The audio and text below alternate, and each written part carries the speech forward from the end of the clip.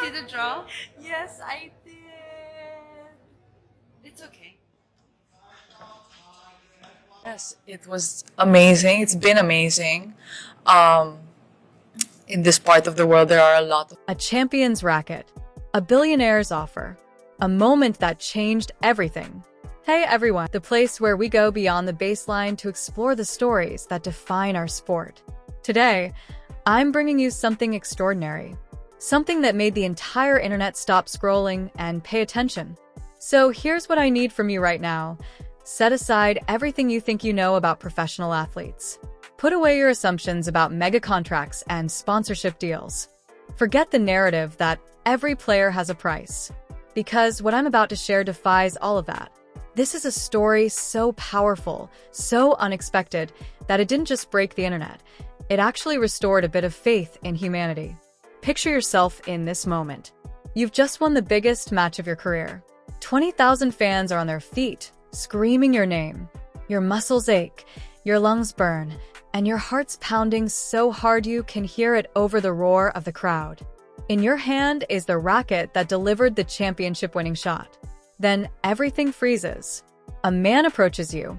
Not just any man, one of the wealthiest individuals on the planet. We're talking wealth that exceeds the entire economy of small nations.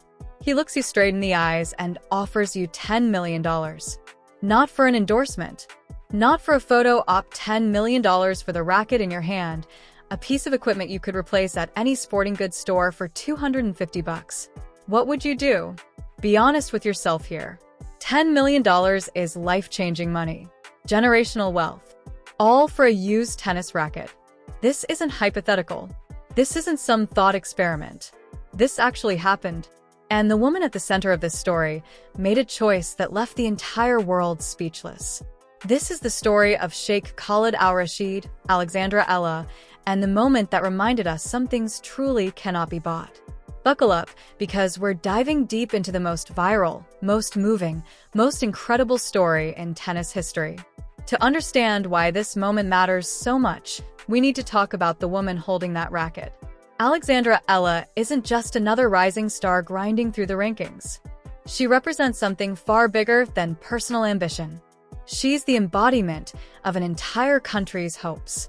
She's living proof of what happens when raw talent meets unbreakable determination. Growing up in the Philippines, a nation where basketball dominates and tennis courts are scarce, Eala had every excuse to choose an easier path. But champions aren't built from easy choices. They're forged in the fire of adversity, shaped by countless hours of practice when nobody's watching, built from the kind of discipline most people can't even comprehend. From the beginning, coaches saw something special in this left-handed firecracker. It wasn't just her natural athleticism or her fierce competitiveness, though she had both in abundance. It was her mind. Tennis is chess played at 100 miles per hour, and Eala had the strategic brilliance to see 3 shots ahead while executing the current one with surgical precision. She dominated the junior circuits so thoroughly it made veterans take notice. Junior Grand Slam titles fell like dominoes. But anyone who follows tennis knows that the jump from junior success to professional relevance is where dreams go to die. The bodies are stronger, the mind sharper, and the margin for error shrinks to nothing. Eala didn't just survive that transition. She thrived. Every tournament became a statement. Every victory proved that the girl from Manila could compete with anyone on the planet. Her left-handed forehand became legendary, ripping through the court with topspins so vicious that opponents looked like they were trying to return a missile. Her fighting spirit became the stuff of highlight reels. She'd chase down impossible balls, reach shots that should have been winners, conjure angles that seemingly defied the laws of physics. But here's what really set her apart from the pack. She never forgot where she came from. While other rising stars were located to training academies in Florida or Spain, Eala kept her roots firmly planted in the Philippines. She became more than an athlete. She became a symbol. Every time she stepped onto the court with that flag on her sleeve, she carried the dreams of millions. Young girls across Southeast Asia watched her and thought, if she can do it, maybe I can too. Coming into this tournament, the whispers had turned to shouts. Sports analysts were calling it her breakthrough moment. The draw had been brutal, but she'd carved through it like a hot knife through butter. Each match more impressive than the last. Rankings were about to shift. Sponsorship offers were flooding in. Everything was building towards something special. Nobody realized just how special it was about to become. While Ella was preparing for the biggest match of her life, something unusual was happening in the VIP section of the stadium. Security was tighter than normal. Someone had reserved an entire luxury box, something that rarely happens at tennis tournaments. Stadium staff were tight-lipped, but rumors were spreading through the crowd like wildfire. Sheikh Khalid Al Rashid was in the building. For most casual sports fans, that name might not ring a bell. But in the rarefied circles of global finance and power brokers, Sheikh Khalid is a giant among giants. Forbes estimates his personal wealth at north of $50 billion. Those in the know say that number's conservative. His business empire spans continents and industries. Oil wells pumping liquid gold from the desert. Real estate portfolios that cover entire city blocks in London, New York, and Paris. Tech investments that have made him a major player in Silicon Valley. A private aviation company that caters exclusively to other billionaires. The man doesn't just have money. He has the kind of wealth that fundamentally alters reality around him. Stories about his lifestyle have entered modern folklore. Like the time he bought a hotel because he didn't like the view from a suite, then demolished the building across the street. The car collection more ridiculous than the last. Featuring a gold-plated Bugatti, reportedly worth more than most people will earn in 10 lifetimes. The man breeds racing falcons on a private island, birds worth more than luxury apartments. But here's the thing about Sheikh Khalid that the tabloids always miss. For all his extravagance, he's not just a caricature of wealth. He's a man of genuine culture and, by most accounts, a devoted if demanding father. He shuns most publicity, rarely gives interviews, and runs his empire with an iron fist wrapped in a velvet glove. So, why was he at a tennis tournament, watching a match featuring a young Filipino player most casual fans barely knew about? That's where this story turns toward the heart. His daughter, Aisha Al Rashid, is different from other billionaire heiresses. While some in her position become tabloid fixtures, posting their private jet lifestyles on social media and bouncing between fashion weeks in Milan and Paris, Aisha is the opposite. Deeply private, introspective, and by all accounts remarkably grounded despite growing up with unlimited resources. What most people didn't know, what the family had carefully kept private, was that Aisha had been fighting a serious illness. The details were never made public, but those close to the situation knew she'd been going through something that no amount of money could fix. During her treatment, during the difficult days and long nights, Aisha had found something to hold on to. Tennis. Specifically, watching Alexandra Eala play. There was something about the way Ella fought for every point, the way she refused to give up no matter how dire the situation, that resonated with Aisha's own battle. Each match became more than entertainment. It became inspiration. It became hope. Sheikh Khalid had noticed. He'd watched his daughter's eyes light up when Ella came on screen. He'd seen her spirits lift during tough treatment days when she could watch a match. And like any father who would move mountains for his child, he wanted to give her something special. Something that would show her how much he understood what Ella's example meant to her. So when Ella won her semi-final match in spectacular fashion, the Sheikh made his move. The match had just ended. Ella was still catching her breath, still processing the magnitude of her victory, when security personnel approached her. They asked if she'd be willing to meet someone in the VIP section. What happened next would be replayed millions of times across every platform imaginable.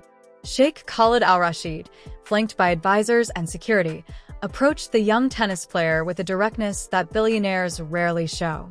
He explained about his daughter, about her illness, about how watching Ella play had given Aisha strength during her darkest moments.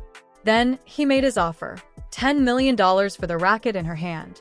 Let me say that again so it lands, $10 million for a tennis racket. The stadium, which had started to empty, suddenly grew silent. People stopped in their tracks. Phones came out. Everyone sensed they were witnessing something unprecedented. Ella stood there, racket in hand, processing what she'd just heard. Her coaches, her team, everyone around her waited. $10 million. More money than she'd made in her entire career so far. Money that would change everything for her family, for tennis development in the Philippines. The sheik wasn't being manipulative. His offer was genuine, born from a father's love and gratitude. He understood that the racket itself was meaningless. It was what it represented to his daughter that made it valuable. The pause felt eternal. Then Ella did something nobody expected. She smiled. Not a polite smile, not a nervous smile. A smile of absolute clarity. "I appreciate what you're trying to do for your daughter," she said, her voice clear and steady. "And I'm honored that my matches have meant something to her during her fight." She paused, making sure every word landed with intention. "But I can't sell you this racket. Not because your offer isn't generous. It's beyond generous. But because what this represents can't be bought." The crowd held its breath. "This racket won me a match today. But if it can bring happiness to your daughter, if it can make her feel stronger the way she's made me feel stronger with her support, then maybe it can serve a greater purpose." She held it out, but not toward the sheik. She raised it toward the VIP box where Aisha was watching. "You can't buy this from me because inspiration isn't a commodity. Hope isn't for sale." The connection between an athlete and a fan, between someone who fights and someone who draws strength from watching that fight, that's something no amount of money can purchase. The silence in the stadium was absolute. The sheik's expression was unreadable. "I won't take your $10 million, Ella said, and a smile broke across her face like dawn. "But I'll give this to Aisha. Not as a transaction. Not as a sale. As a gift from one fighter to another." She took a moment, ensuring every syllable landed with weight. "Tell her it's not the racket that wins the match. It's the woman holding it. And I think she's already a champion." The stadium erupted. The noise was deafening, but Ella wasn't finished. She walked past stunned officials, past security personnel unsure whether to stop her or step aside, and headed straight toward the stands. She pointed to the VIP box, gesturing for Aisha to come down. Security looked to the sheik. For a long moment he stood perfectly still. Then, slowly, he waved them aside. Aisha came to the railing. She was openly crying. The carefully constructed facade of billionaire composure had completely crumbled. She was just a girl meeting her hero. Ella didn't just hand over the racket. She signed the grip tape with a marker someone passed to her. She whispered something in Aisha's ear that the cameras couldn't pick up. Then she hugged her. A real embrace, the kind that has weight and meaning and genuine human connection. The stadium was in chaos. People were weeping. Grown men were shouting. The sheik, this titan of industry who commanded vast enterprises, stood there with his hand over his mouth, his eyes shining. He approached Ella, and this time his demeanor was completely different. Not the confident negotiator. Not the powerful billionaire. He looked humbled. He tried to speak, stopped, tried again. "I've spent my life making deals," he finally said, his voice thick with emotion. "I thought I understood value. You've taught me that I understood nothing." He tried to insist on sending money to her foundation, to her team, to tennis programs in the Philippines. Let him do something. Anything. Make a contribution. But Ella simply shook her head, gathered her things, and smiled. As she left the court, the standing ovation continued for over 5 minutes. People were clapping until their hands hurt, crying because they'd just witnessed something that doesn't happen in modern professional sports. They'd seen someone choose principles over profit, choose meaning over money, choose humanity over wealth. Within minutes, the video went viral. Not just regular viral, this was break the servers, crash the internet, trending in every country simultaneously viral. The hashtags formed instantly. Hashtag not for sale. Hashtag priceless. Hashtag legendary Ella. Within an hour, they were the #1 trending topics globally, outpacing everything from political scandals to celebrity gossip. Social media platforms groaned under the traffic. Everyone had an opinion. Everyone wanted to share the moment. And remarkably, in an era when the internet can't agree on anything, the response was almost unanimous. A Twitter user named TennisFan999 wrote, "I used to watch Ella for her forehand. Now I watch for her heart. Turning down $10 million isn't just sportsmanship, it's royalty." Queen behavior. Business Insider published a piece titled, "In an era when athletes chase the biggest deals and sports have become purely transactional, Alexandra Eala just taught us that character still matters." But the most impactful social media moment came from an unexpected source. The official corporate account linked to Sheikh Khalid's business empire, an account that usually posts dry corporate announcements and quarterly earnings, said simply, "Today I learned that the most valuable things in life truly cannot be bought. Thank you, Alexandra. You've given my daughter something more precious than gold, more valuable than oil, more powerful than money. You've given her hope." Sports journalists scrambled to find historical parallels. Muhammad Ali refusing the draft. Jackie Robinson breaking the color barrier. Moments where athletes transcended their sport and became symbols of something greater. The consensus was forming. This was one of those moments. Marketing experts were already assessing the brand impact. Valuation specialists were running the numbers. What Ella lost in immediate cash, she gained exponentially in global respect and recognition. Her value as a spokesperson, as a brand ambassador, as a role model, had skyrocketed beyond what any single endorsement deal could provide. But more importantly, something deeper was happening. In an age of cynicism, where every gesture is suspected of having a hidden agenda, where authenticity is so rare we've almost forgotten what it looks like, Ella's moment cut through the noise. It was pure. It was genuine. It reminded people what they loved about sports in the first place. The story didn't end with the viral moment. In fact, it was just beginning. Within 48 hours, the ripples were spreading across industries and continents. The Sheikh, true to Ella's gesture, made an anonymous donation to tennis development programs in the Philippines. The amount was never officially confirmed, but sources close to the situation suggest it far exceeded the original $10 million offer. The donation funded new tennis courts in underserved communities, equipment and coaching for promising young athletes, and scholarships for players from low-income backgrounds. But he didn't stop there. Additional anonymous donations went to children's hospitals across Asia, specifically funding programs for young people with life-threatening illnesses. Sports therapy programs, art therapy, music therapy, programs designed to give children like Aisha something to fight for, something to hold onto during their darkest hours. Aisha herself became more visible after the incident. In a rare interview that she conducted carefully on behalf of the family, she spoke publicly about her medical journey for the first time. She kept the medical details private, but she talked about how Ella's matches had given her something to look forward to. How watching someone fight so hard for every point reminded her to fight every day. "When I hold that racket now," she said, her voice quiet but powerful, "I don't see equipment.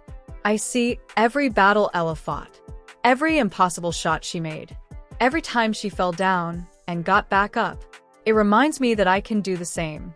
The racket itself has never been displayed publicly. It hasn't become a museum piece or a photo opportunity. It reportedly sits in Aisha's room, and yes, she uses it to practice. The racket that was offered $10 million, that could have been preserved behind glass, is being used by an 18-year-old girl learning to play tennis, which would have been exactly what Ella wanted. For Ella, the impact has been transformational, yet challenging.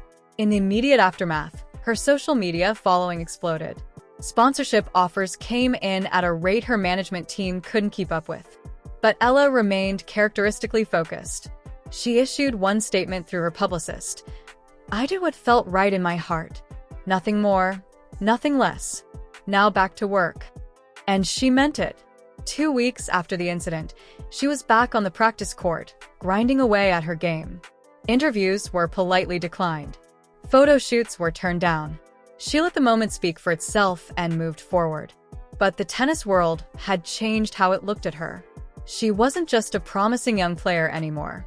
She was a leader, a role model, the kind of athlete who reminded everyone why they fell in love with sports in the first place. Fellow players spoke out in support. Veterans who'd been on tour for decades said they'd never seen anything like it. Rafael Nadal, when asked about it at a press conference, paused for a long moment before saying, "This is what we should all aspire to be." She understood something that takes most people a lifetime to learn. She understood that what we do on the court isn't just about winning. It's about what we represent. Tennis federations around the world use the story in their youth programs. Play Like Ella became a rallying cry that had nothing to do with technique and everything to do with character. But here's what really makes this story matter. Here's why we're still talking about it. Here's why it resonates so deeply that people who don't even follow tennis know Alexandra Eala's name. We live in a world obsessed with putting a price on everything. We measure success in dollars. We measure worth in net value. We reduce human achievement to quarterly earnings and market capitalization. Athletes are brands. Moments are content. Everything is a transaction. When Sheikh Khalid walked onto that court, he brought that reality into stark relief. He put a number on a moment, $10 million. He quantified the value of inspiration.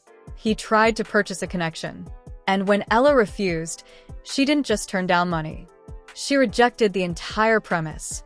She said clearly and definitively that some things exist outside the economy. That human connection, inspiration, hope, these things cannot and should not be for sale. In doing so, she reminded us of something we've been in danger of forgetting. We are not just economic units. We're not just consumers and producers. We're human beings capable of choosing meaning over money, of valuing relationships over resources, of seeing beyond the price tag to the priceless. The moment resonated because deep down, everyone knows she was right. Everyone has experienced receiving a gift that mattered more than its monetary value. Everyone understands that the best moments in life can't be bought. But in our modern world, we've gotten out of practice defending that truth. We've let the market colonize every aspect of our lives. And then here comes this young woman from the Philippines, standing on a tennis court, being offered a life-changing sum of money. And she just says no. Not out of arrogance, not out of pride, but because she understood in that moment that accepting the money would cheapen everything it represented. Think about Aisha for a second. If Ella had taken the $10 million, she still could have given away the racket. The sheik could have presented it to his daughter. Aisha would have held the same physical object, but it would have meant something entirely different. It would have been a purchase, an acquisition, one more thing that daddy's money bought. However well-intentioned, however generous, it would have reinforced the same lesson, that money can buy anything. By refusing the money, Ella transformed the racket into something else entirely. It became a symbol of values that transcend wealth. It became proof that her relationship with Aisha as a fan wasn't transactional. It became a demonstration that inspiration flows freely, not as a commodity, but as a gift. And for Aisha, who has grown up in a world where everything, literally everything, can be purchased, that lesson is priceless. The incident sparked a worldwide conversation about values in professional sports. Op-eds appeared in major newspapers. Think pieces proliferated across the internet. Everyone wanted to weigh in on what the moment meant. Some economists argued that Ella made a financially irrational decision. $10 million invested conservatively would generate hundreds of thousands in passive income annually. That money could have funded charitable works far beyond a single gesture. They weren't wrong, exactly, but they were missing the point entirely. Others pushed back, arguing that the gesture's value couldn't be calculated in traditional economic terms. The global goodwill, the brand enhancement, the cultural impact, these had worth that exceeded any single payment. Marketing professors calculated that the equivalent advertising value of the coverage and social media engagement ran into the hundreds of millions. But perhaps the most interesting responses came from young people, particularly young athletes. For a generation that has grown up watching sports become increasingly commercialized, watching athletes chase maximum contracts and switch teams based purely on financial considerations, Ella's gesture was revolutionary. Youth tennis programs reported a surge in enrollment following the incident. Girls who had never picked up a racket wanted to try. When coaches asked why, the answer was consistent. I want to be like Alexandra Eala. In practical terms, turning down $10 million is a risk. But what those critics miss is that Ella didn't just turn down $10 million. She invested in something different. She invested in her legacy. She invested in what she'll be remembered for. And she invested in her own sense of integrity. You can lose money. You can lose tournaments. But once you compromise your values for a payout, you can't get that back. That stain stays. Ella made a bet, whether she consciously thought about it this way or not. She bet that being the kind of person who would refuse $10 million for the right reasons was worth more than having $10 million. She bet that integrity has value, even if it doesn't show up on a balance sheet. And based on what's happened since, it looks like she was absolutely right. As I bring this story to a close, I want you to think about one thing. Sheikh Khalid Al Rashid is worth approximately $50 billion. He can buy private islands. He can buy sports teams. He can buy things most of us can't even imagine wanting. But on that day, he stood on a tennis court facing a young woman from the Philippines and realized he was the poorest person in the room. Not in money. In money, he'll always be richer than almost anyone on earth. But in the things that actually matter, in grace, in generosity, in strength of character, he was standing across from someone whose wealth was unquantifiable. He tried to buy a moment. Ella gave him something better. She taught him a lesson. She showed him that his money, for all its power, couldn't buy the things that make us human. Couldn't buy inspiration. Couldn't buy the connection between a fan and an athlete. Couldn't replicate the feeling Aisha experienced knowing that the racket she held was given freely from genuine care. Aisha took home a racket that became more valuable than any piece of sports memorabilia in history. Not because of what was offered for it, but because of what wasn't accepted. Alexandra Eala walked away without $10 million. But she woke up the next morning as one of the most respected athletes in the world. Rich in admiration. Rich in influence. Rich in the knowledge that when tested, she made the right choice. And all of us who watched this unfold received a reminder we desperately needed. A reminder that we're more than just participants in a giant marketplace. We're human beings capable of acts of grace that transcend commerce. We can choose meaning over money. We can resist the worst incentives the world throws at us. That's what Champions Tennis is all about. That's why we're not just here to watch tennis, but to witness the moments when sport reveals the best of human nature. Now I want to hear from you, and I want you to be brutally honest. No judgment here. If you were in Ella's position, standing on that court, being offered $10 million for a racket you were going to replace anyway, what would you have done? Would you have taken the money? Rationalized it as being smart, being practical, being able to do more good with the resources? Would you have thought about your future, your family, the opportunities that money could create? Or would you have done what Ella did? Would you have recognized that some things matter more than economics? Would you have seen that the value of the gesture exceeded the value of the payment? Type it in the comments. If you're honest enough to admit you would have taken the money, say so. It's not shameful, most people would. If you think you would have made the same choice Ella did, type legend. Here's the thing. It doesn't matter which one you choose. What matters is that you think about it. What matters is that we have these conversations. What matters is that moments like these force us to examine our values and consider who we want to be. If this story moved you, if it made you think, if it reminded you that sports are about more than just winning and losing, do me a favor. Hit that like button. It genuinely helps the channel grow and lets us keep bringing you these deep dives into the stories that matter. If you haven't subscribed yet, what are you waiting for? We're building a community here at Champions Tennis of people who love tennis not just for the game, but for the moments of humanity it creates. Hit that subscribe button and ring the bell so you never miss a story. More incredible content is coming your way.